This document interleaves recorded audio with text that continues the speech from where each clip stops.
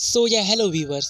मैं हूँ arc explainer और आज मैं एक्सप्लेन करने वाला हूँ डेथ पैराडे इस सीरीज का नेक्स्ट पार्ट। बिना वक्त गवाए let's start the explanation. Episode 4 के स्टार्ट में मिसाकी और तातेशी नाम के एक लड़का और औरत की सोल इस बार में आते हैं। उन्हें भी डेकम की बातें झूठ लगती है। मिसाकी को लगता है कि वो दोनों एक रियलिटी शो का पार्ट है और इस बार में हिडन कैमरास लगे हुए हैं। मिसाकी भी ऐसे ही शोज में एक्टिंग करती थी। डेकम की बात सुनकर उसे ये भी एक रियलिटी शो का ही पार्ट लगता है। उन्हें लगता है कि वो लोग उनके साथ प्रैंक कर रहे हैं, लेकिन सच्चाई कुछ और होती है। वो ततेशी को नॉर्मली एक्ट करने के लिए कहती है ताकि शो इंटरेस्टिंग हो सके। वो दोनों रैंडमली एक गेम को चूज करते हैं और उनके सामने प्लेटफॉर्म क्रिएट हो जाता है। उन दोनों को एक वीडियो गेम खेलना होता है। उस गेम के कैरेक्टर्स वो खुद होते हैं। उनकी एबिलिटीज भी उनके रियल लाइफ से सिमिलर थी। दोनों गेम को स्टार्ट करते हैं और फर्स्ट राउंड ततेशी जीत जाता है और मिसाकी हार जाती है। हारने के बाद उसे अपने मेमोरीज याद आ जाती है, जहाँ पर कॉलेज लाइफ में ही उसने लव मैरिज की थी, लेकिन उसका हस्बैंड कुछ सालों बाद उसे छोड़कर चला गया था। अब बच्चों की जिम्मेदारी उसके ऊपर आई थी, इसलिए घर चलाने के लिए वो एक प्रोस्टिट्यूट बन जाती है। मिसाकी के सिर में बेहद ज्यादा दर्द होने लगता है, इसलिए ततेशी उसे संभालने जाता है। मिसाकी को अब भी ये गेम एक रियलिटी शो का हिस्सा लगता है, इसलिए वो तताशी को नेक्स्ट राउंड हारने के लिए कहती है ताकि उनके बीच टाई हो और ऑडियंस को और भी ज्यादा मजा आए। ततेशी पहले तो मिसाकी के अटैक्स का जवाब नहीं देता, लेकिन बीच में ही अपने गेमिंग स्किल्स का यूज कर उसे हराने लगता है। तभी डेकम उसके बीच एक्सट्रीम कंडीशन को क्रिएट करने के लिए उसके कंट्रोल बटन को तोड़ देता है और तताशी ये गेम हार जाता है। तभी उसे भी अपनी मेमोरीज याद आ जाती है, जहाँ पर उसके पेरेंट्स का डाइवोर्स हुआ था और वो उनके झगड़ों से परेशान रहता था। अब मिसाकी वापिस ततेशी को वॉशरूम ले जाती है और उसे कहती है कि ये गेम मुझे जीतने दो, क्योंकि मैं इस शो की मेन कैरेक्टर हूँ। ततेशी कहता है कि ये मुझे रियलिटी शो नहीं लग रहा। वो दोनों डेकम से पूछने जाते हैं कि ये सब रियलिटी शो का पार्ट है या नहीं। डेकम जवाब देता है नहीं। बार में एंटर करते वक्त उन दोनों को डेकम के डमीज दिखाई दिए थे, इसलिए उन्हें लगता है कि वो सब एक जगह पर कैद है और हारने पर उन्हें डेकम मार देगा। इसलिए इस बार वो गेम को सीरियसली खेलते हैं, जहाँ पर मिसाकी हार रही थी। पर गेम में अचानक से उसके सारे बच्चे आ जाते हैं और उसे गेम जिताने में हेल्प करते हैं। तभी डेकम मिसाकी के कंट्रोलर को तोड़ देता है और उसके बीच एक्सट्रीम सिचुएशन को क्रिएट करता है। अब गेम को जीतने के लिए मिसाकी ततेशी के सिर को गेमिंग स्क्रीन पर पटकने लगती है। एक्सट्रीम सिचुएशन के कारण उसका इविल फॉर्म सबके सामने आ गया था। अब ततेशी को भी अपनी मेमोरीज याद आ जाती है, जहाँ पर डाइवोर्स के बाद वो अपने पेरेंट्स के झगड़ों से परेशान हुआ था। कई सालों बाद वो अपने मॉम के पास रहने गया था। अब मिसाकी को समझ आ जाता है कि गुस्से में उसने ततेशी को अनकॉन्शियस कर दिया है। डेकिम रूल्स के हिसाब से उसे गेम फिनिश करने के लिए कहता है और वो गेम खेलने जाती है। ततेशी बेहोशी में ही अपनी मेमोरीज को देखता है, जहाँ पर उसकी मॉम उससे बेहद प्यार करती थी। उसे अपनी गलती का एहसास हो गया था। रोज के झगड़ों के कारण उसकी मॉम ने उस पर कभी भी ध्यान नहीं दिया। अब वो अपनी गलती को सुधारना चाहती थी। तभी ततेशी होश में आ जाता है और वो गेम को खेलने लगता है। गेम में उसकी मॉम उसकी हेल्प करने के लिए आ जाती है। लास्ट में दोनों की सिर्फ एक एचपी रह जाती है। वो दोनों फाइनल अटैक करते हैं। उन दोनों की सारी मेमोरीज वापस आ जाती है, जहाँ पर ततेशी ने सुसाइड कर दिया था और मिसाकी को उसी के मैनेजर ने मार दिया था, क्योंकि मिसाकी हमेशा अपना गुस्सा उस पर उतारती थी। अब उन दोनों के बीच में टाई हो जाता है, क्योंकि वो दोनों लास्ट राउंड हार जाते हैं। उन्हें पता चल जाता है कि वो दोनों मर चुके हैं। अब उन दोनों को अपने गलती पर पछतावा होता है। वो दोनों डेकिम को रोते हुए हक कर लेते हैं। डेकिम उन दोनों को जज कर लेता है। उनके कर्मों के हिसाब से ततेशी को री इनकारनेशन मिलता है और मिसाकी को वॉइड में भेजा जाता है। इसी के साथ ये एपिसोड यहीं पर खत्म हो जाता है। नेक्स्ट एपिसोड के स्टार्ट में चियुकी एक ड्रीम देखती है, जहाँ पर जिमी नाम के एक छोटे बच्चे की वो स्टोरी थी, जो कि एक लड़की के साथ फ्रेंडशिप कर लेता है। वो लड़की उसकी हमेशा मदद करती थी। तभी चियुकी नींद से जाग जाती है और उसका ड्रीम टूट जाता है। अब वो बार में जाने के लिए रेडी हो जाती है। वो अपनी ड्रेस पहनने के लिए जाती है, जहाँ पर कबर्ड में एक यूनिक ड्रेस मौजूद थी। चियुकी उस ड्रेस को इग्नोर कर अपना रेगुलर ड्रेस ही पहन लेती है। अब वो रेडी होकर बार में आती है, डेकिम वहाँ पर मौजूद रोलेट बोर्ड को बदलने जा रहा था और वो न्यू बोर्ड को वहाँ लगा देता है। वो बोर्ड उसी लड़की का था जो चियुकी के सपने में आई थी।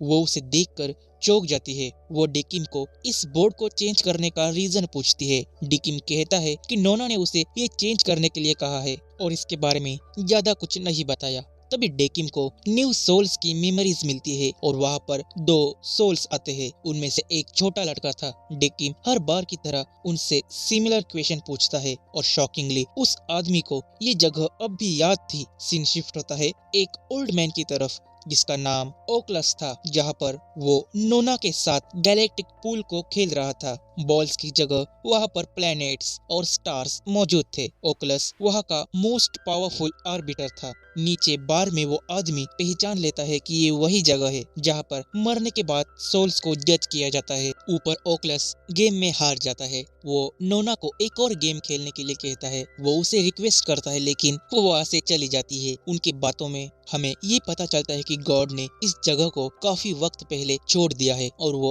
अब तक नहीं लौटे। नीचे बार में डेकिम उस आदमी को समझाने की कोशिश करता है। डेकिम भी चौंक गया था क्योंकि ये पहली बार था कि किसी ने इस जगह को अपने मेमोरीज में मरने के बाद भी याद रखा। वो आदमी नहीं मानता, इसलिए डेकिम अपने वेब्स में उसे बांध देता है। चियुकी उस बच्चे को संभालने जाती है जिसे उस आदमी ने पकड़ा था, लेकिन वो चियुकी को ही नॉकआउट कर देता है। वो अनकॉन्शियस हो जाती है। डेकिम तुरंत अपने वेब्स में उस लड़के को बांध देता है और वो लड़का एक ह्यूमन ना होकर एक आर्बिटर था। उसका नाम गिंटी था। उसे पता चला था कि डेकिम एक सोल को जज नहीं कर पाया और वो सोल चियुकी थी। वो आर्बिटर ना होकर एक ह्यूमन है जो इस डायमेंशन में आई। इस डायमेंशन में आने के बावजूद चियुकी को अपने डेथ के बारे में पहले से ही पता था। डेकिम इस सिचुएशन को हैंडल नहीं कर सका और चियुकी के बारे में उसने नोना को इन्फॉर्म किया। तब नोना ने कुछ वक्त के लिए उसे डेकिम का असिस्टेंट बना दिया गया और चियुकी की सारी मेमोरीज को इरेज कर दिया गया। गिंटी डेकिम से काफी समय बाद मिला था, इसलिए वो मजाक में ही उससे लड़ने लगता है, लेकिन नोना वहां आकर उसे रोक लेती है। अब नोना डेकिम को फिर से वार्न करती है क्योंकि गिंटी जब रूप बदलकर इस बार में आया था तब डेकिम ने ठीक से उनकी मेमोरीज को चेक नहीं किया, इसलिए वो उसे पहचान नहीं पाया। नोना उसे अगली बार ध्यान रखने के लिए कहती है और वहाँ से चली जाती है। नोना अब गॉडेस ऑफ डेथ कैस्ट्रा से मिलने जाती है, जहाँ पर अर्थ में लोगों की डेथ अनकॉमनली बढ़ रही थी। हर घंटे 7,000 लोग मर रहे थे, जबकि अर्थ पर कोई वॉर भी नहीं हो रही, ना ही कोई पेंडेमिक है। कैसेट्रा को लगता है कि ये किसी के जजमेंट का तरीका है। अब ये रेफरेंस होता है डेथ नोट सीरीज का और इस डेथ पैराडे में एक स्पेशल कैमियो भी डेथ नोट से रिलेटेड हमें देखने को मिलेगा। उसे देखने के लिए आपको इस सीरीज के एक्सप्लेनेशन वीडियोस को देखना होगा। अब सीन शिफ्ट होता है बार में, जहाँ पर गिंटी डेकिम को चियुकी को जज करने के लिए कहता है। उसके हिसाब से आर्बिटर और ह्यूमन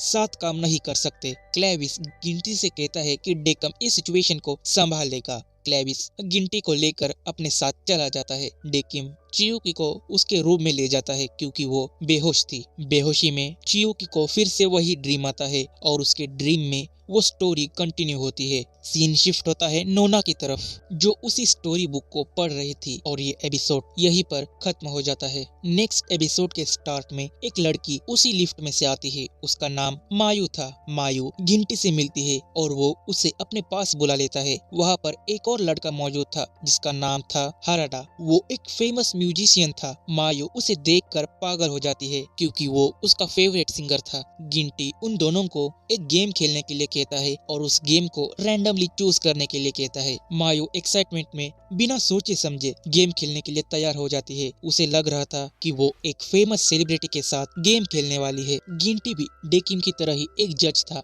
जो सोल्स को जज करता है। गिंटी उन्हें गेमिंग रूम में ले जाता है जहाँ पर बहुत सारे कलरफुल सर्कल्स मौजूद थे। एक टॉकिंग स्पिन व्हील उन्हें इंस्ट्रक्शन देगा कि किस हाथ से कौन से कलर पर टच करना है और उस व्हील को एक कैट कंट्रोल करेगी जो कि गिंटी की थी। सबसे पहले जो भी अपना बैलेंस खोकर गिर जाएगा वो इस गेम को हार जाएगा। उन दोनों को ये गेम सिंपल लगता है। वो दोनों गेम को स्टार्ट करते हैं। जैसे जैसे वो गेम को खेल रहे थे उनकी मेमोरीज लौट रही थी। वो दोनों काफी देर तक इस गेम को खेलते हैं और एंजॉय करते हैं, लेकिन काफी वक्त बाद वो दोनों थक जाते हैं। वो गिंटी से एक ब्रेक मांगते हैं लेकिन वो उन्हें ब्रेक देने से मना कर देता है। गिंटी के रूड बिहेवियर के कारण मायू गुस्सा हो जाती है, लेकिन हाराडा के कारण वो खुद को कंट्रोल कर लेती है। तभी गेम में एक ट्विस्ट आ जाता है। गिंटी मायू को रेड कलर को टच करने के लिए कहती है। जैसे ही वो उसे टच करती है, फ्लोर अचानक से गर्म हो जाता है। अब फ्लोर को चेंज करने के लिए हाराडा को नेक्स्ट मूव करना होगा।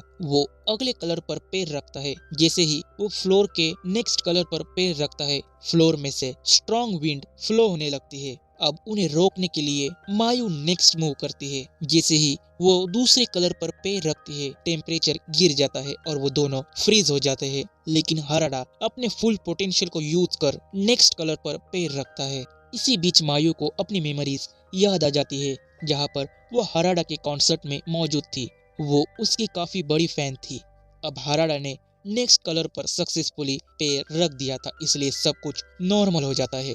लेकिन वो दोनों जिस कलर पर खड़े थे उन्हें छोड़कर पूरा फ्लोर नीचे चला जाता है और वो दोनों उसी पोजीशन में फंस जाते हैं। नीचे शार्प मेटल स्पाइक मौजूद थे। ये सडन डेथ राउंड था। उन्हें लगता है अगर वो गिर गए तो मारे जाएंगे। अब वो दोनों घबरा जाते हैं। मौत के डर के कारण हाराडा मायू को धकेलने जाता है, लेकिन मायू खुद उसे धकेलने के लिए कहती है, क्योंकि वो हाराडा की काफी बड़ी फैन थी और वो अपने फेवरेट सेलिब्रिटी को उसकी वजह से मरने नहीं देना चाहती। उसकी बातें सुनकर हाराडा को गिल्टी फील होता है और उसे अपनी मेमोरीज भी याद आ जाती है, जहाँ पर उसने अपने गर्लफ्रेंड के साथ ब्रेकअप कर लिया था। इसी गम में उसके गर्लफ्रेंड ने सुसाइड कर लिया। अब इस बार मायू उसके लिए अपनी जान देने के लिए तैयार हो जाती है। वो उसे आखिरी अलविदा कर नीचे कूद जाती है, लेकिन हाराडा उसका हाथ पकड़ लेता है। उसे अपने चाहने वालों की इम्पोर्टेंस समझ आ गई थी, इसलिए वो अब मायू को खोना नहीं चाहता। अपने गर्लफ्रेंड को खोने के बाद उसे समझ आ गया था कि अपने चाहने वालों को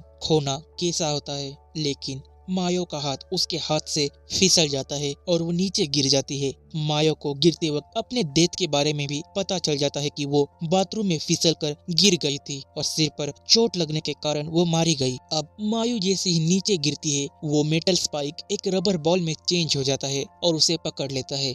अब हाराडा को भी अपनी डेथ याद आ जाती है। वो एक बॉम्ब ब्लास्ट में मारा गया था। वो दोनों अपने गलतियों को और अपने डेथ को एक्सेप्ट कर लेते हैं। मायू अपने गीले कपड़ों को चेंज करने जाती है। पहले तो उसे कोई भी पहचान नहीं पाता, लेकिन उसके गुस्सेल स्वभाव को देखकर वो दोनों उसे पहचान लेते हैं। अब हाराडा अपनी गलतियों को एक्सेप्ट कर लेता है। मरने के बाद उसे ये एहसास हो जाता है। अब हाराडा उन सब के लिए एक गाना गाता है और उसे सुनने के लिए डेकिम और चियू भी वहाँ पर आ जाते हैं। इसी के साथ ये एपिसोड यहीं पर खत्म हो जाता है। नेक्स्ट पार्ट के एक्सप्लेनेशन के लिए इस चैनल को जरूर सब्सक्राइब करें। मिलता हूँ नेक्स्ट वीडियो में। जय हिंद।